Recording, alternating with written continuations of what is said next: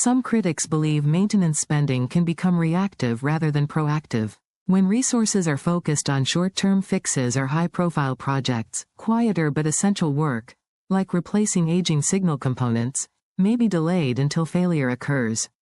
This creates a cycle where breakdowns happen first, and repairs come later. How does aging infrastructure contribute to failures on this route? Much of the rail infrastructure in southeast England is decades old. Signaling systems, junction equipment, and track sections between major hubs can become increasingly prone to faults under constant strain. When key signaling areas fail, especially near central London, disruption spreads rapidly across the entire network. Is routine maintenance truly preventing these incidents? Maintenance does occur, but passengers often question whether it is sufficient. Preventative maintenance requires long-term planning, consistent funding, and regular replacement of components before failure. When maintenance becomes more reactive, problems are addressed only after major disruption, not before. Could the design of the line itself contribute to bottlenecks? Yes, the Stevenage to Brighton corridor runs through some of the busiest rail territory in Britain. It passes through central London bottlenecks where multiple services compete for limited track space. Even without accidents, the network is operating close to maximum capacity, meaning disruptions have nowhere to go except outward. Who is ultimately accountable when disruptions happen?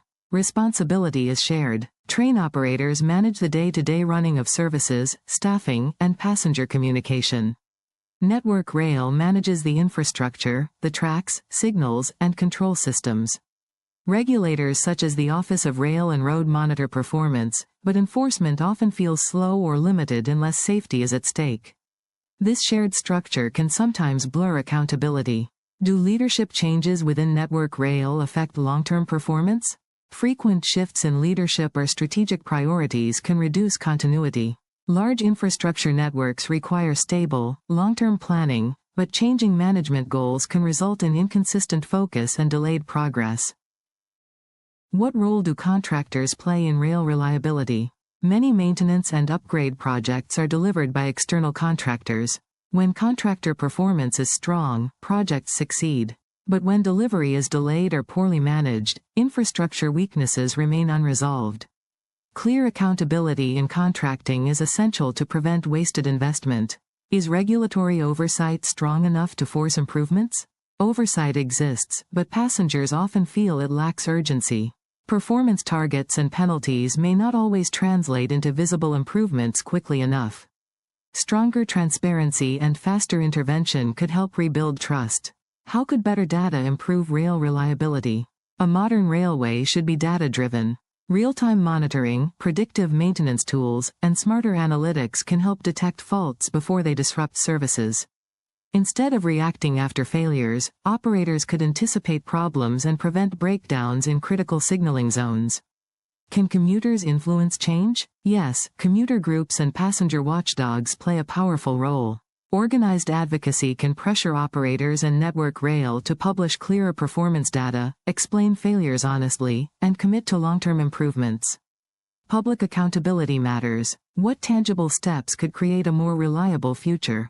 A realistic roadmap includes upgrading signaling systems, investing in infrastructure resilience, improving timetable flexibility, and building redundancy into key bottlenecks. Equally important is improving passenger communication so travelers are not left in the dark during disruption.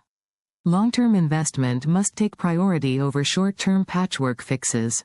Finally, the disruption affecting Thameslink, Southern, and Gatwick Express services is not just an isolated incident.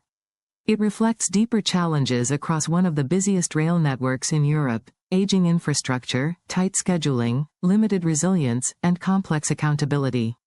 For commuters on routes like Stevenage to Brighton, reliability is not a luxury. It is essential. The question now is whether rail leaders will commit to long-term solutions, transparency, and investment that finally delivers the dependable service passengers deserve.